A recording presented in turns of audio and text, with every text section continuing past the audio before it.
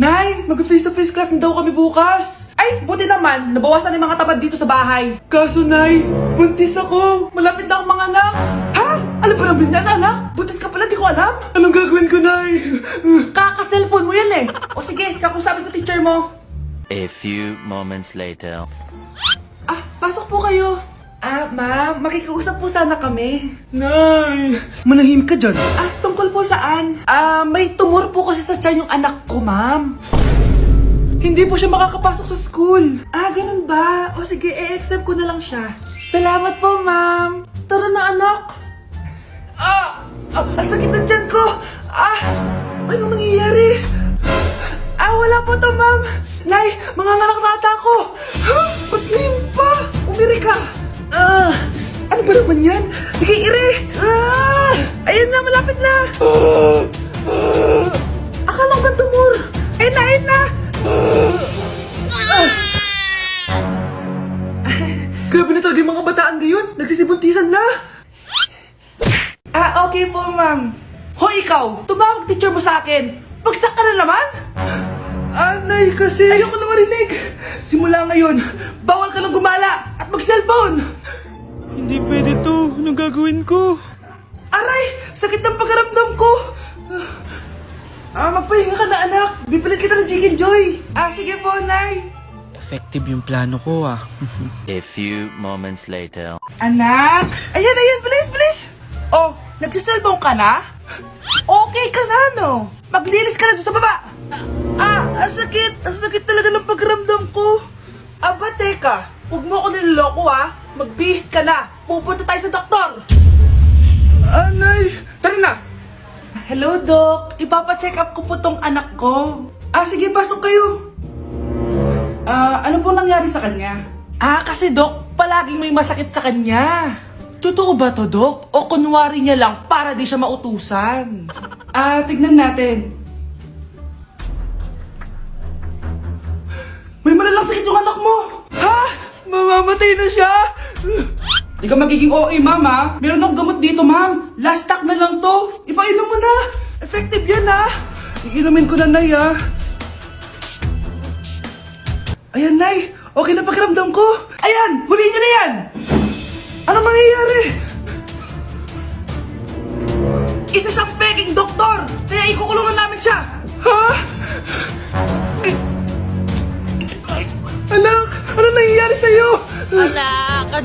Ay, expired na pala yung gamot. Walang iya ka! Grabe na talaga panahon ngayon. Bakit po, Nay? Tingnan mo tong nakita ko. Bata, puro cellphone, namatay. Fake news lang yan, Nay. Basta, huwag ka man lang mag-cellphone. Akin na yan. Sige po, Nay. A few moments later.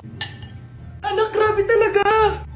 Bata, patay dahil sa food poisoning! Anak, huwag ka muna kumain! Akin na yan! Sige po, Nay. Gutom na ako. Yung soft drinks na lang ako. Yung dati nating kapitbahay, anak! Namatay dahil sa soft drinks! Huwag kang iinom yan! Sige po, Nay. Magtutubig na lang ako. Anak! Tignan mo to! Bata, uminom na nakakalasang tubig! Namatay! Huwag kang inom yan! Sige po, Nay. Matutulog na lang ako. Anak! Bakit po, Nay? Anak, ang dami na babangungot ngayon! Huwag kang matutulog, ha? A few moments later. Nay, nanghihina na po ako. Yan na nga ba yung sinasabi ko eh. Tingnan mo to, nakita ko. Bata, nakalanghap ng nakakamatay na amoy. Patay! Anak, huwag ka munang huminga.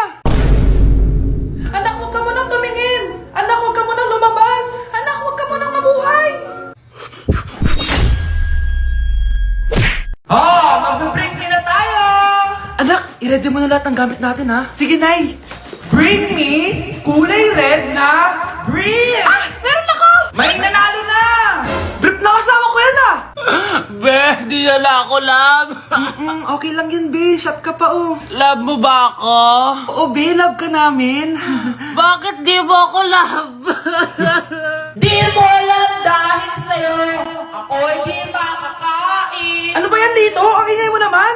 Yung lokoin. Tulad ko na may pusong bato. Rosalinda! Mukhang may handaan doon kina Kumari ah. Di man lang ako in-invite.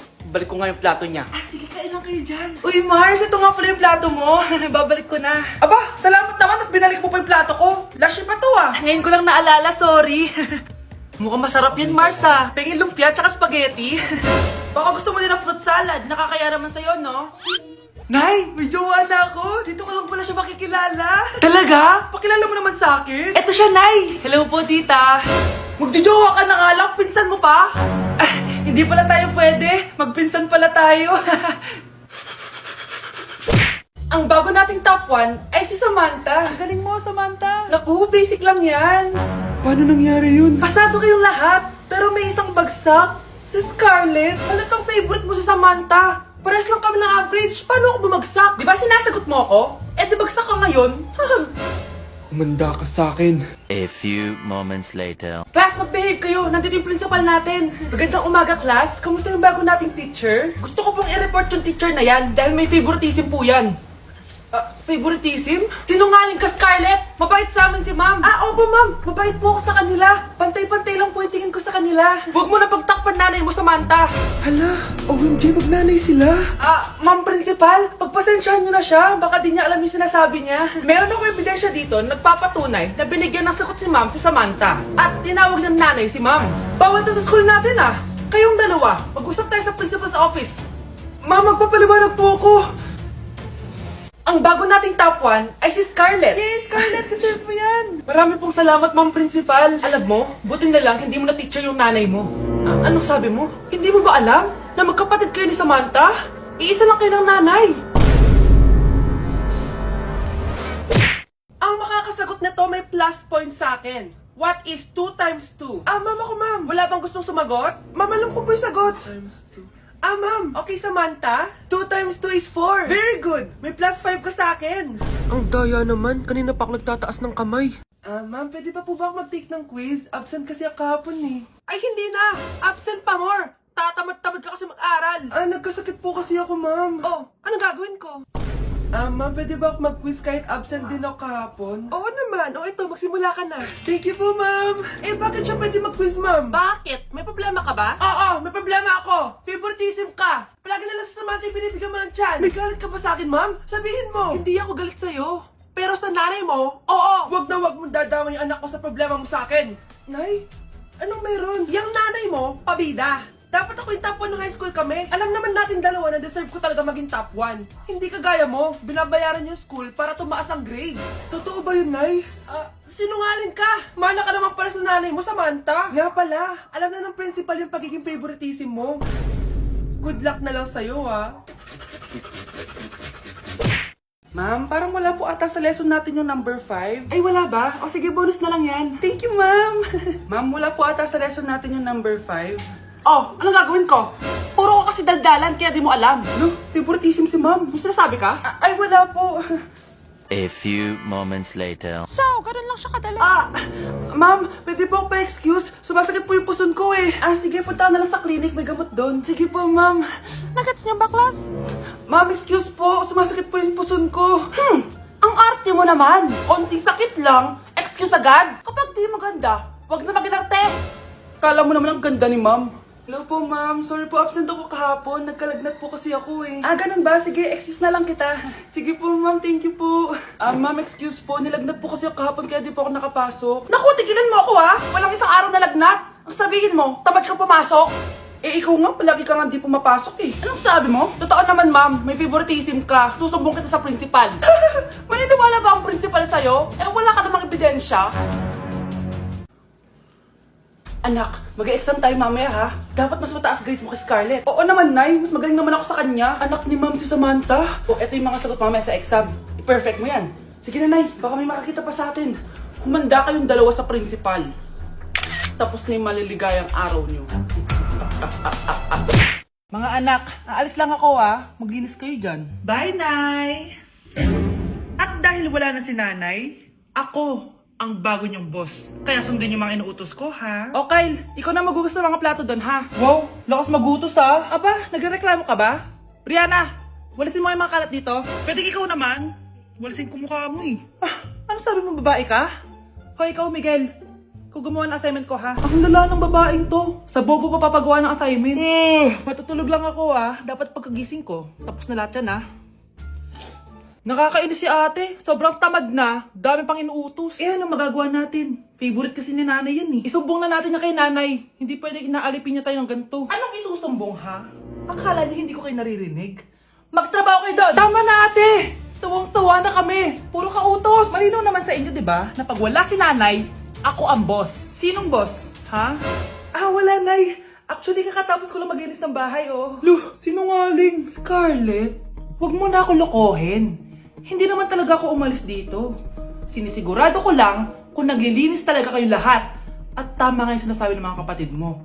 Na para kang boss umasta dito sa bahay. Anay. Mga anak, kayo na bahala sa ate nyo. Utusan nyo ng utusan yan. Ate, ikaw na magugas ng mga plato dun. Eto na. Pagkatapos mo dyan ate, maglaba ka ha? Oo, sige. Pagkatapos mo maglaba, gawin mo yung project ko ha? Sige boss. Lahat ng utos nyo gagawin ko. Mga anak, maganda ba?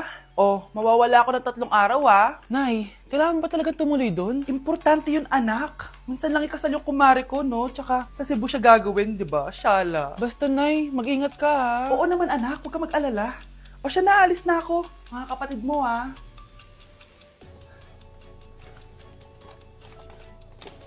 Saan yung wallet ko? Ay kuya, balik tayo sa bahay. Nakalimutan ko yung wallet ko. Ano ba yan? Maliliit na ako. Saan na ba yan? Ano ba yan? Oras na. Mabuhay, ma'am. Welcome to Air Philippines. How can I help you? Ay. Miss. Dito po ba yung flight VD415? Yes po, ma'am. Check ko lang po. As per dito, ma'am, nakaalis na po yung aeroplano. Hindi ako pwede malit sa kasal na kumari ko. Kailangan ko umabol. Ma'am, kailangan niyo po ulit mag-rebook So, ang next available flight is bukas pa po, ma'am. Ano ba yan? Gawin mo ng paraan. Diyos ko, sayang lang pera ko. Wala palang kwenta tong airlines niyo Uwi na nga lang ako. Sorry, ma'am. Nay, nandito ka na agad? Akala ko ba 3 araw ka mawawala? Di ayun, naiwan ako ng aeroplano. Alam mo, parang pinipigilan talaga ako ng universe makaalis Nay, buksan mo yung TV. Bakit?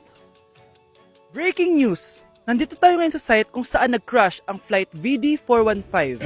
Ayon sa mga otoridad, walang nakaligtas sa mga pasahero nito. Kaya pala, kung nakasakay ako dun sa aeroplano na yun, patay na ako ngayon. For our last question, ano ang full name ko? Wala naman yun sa lesson Siyempre, dapat alam niyo yung pangalan ko. Dami namang alam nito. Di ko maalala full name niya. Perfect na sana ako Kapag di niyo nasagutan yan, -10 kayo sa akin. Aba ma'am, paano namin malalaman yung full name mo? Di ka naman nagpakilala sa amin. Ano ka, sikat? Artista? Ang lakas mo mag-minus kapag di nasagutan yung full name mo? Sige nga, ano full name ko? Kapag di mo nasagutan, ma-minus ko yung sweldo mo. Tsaka magagamit ba namin yan kapag nagtrabaho na kami? Di naman, diba? Paki namin sa full name mo.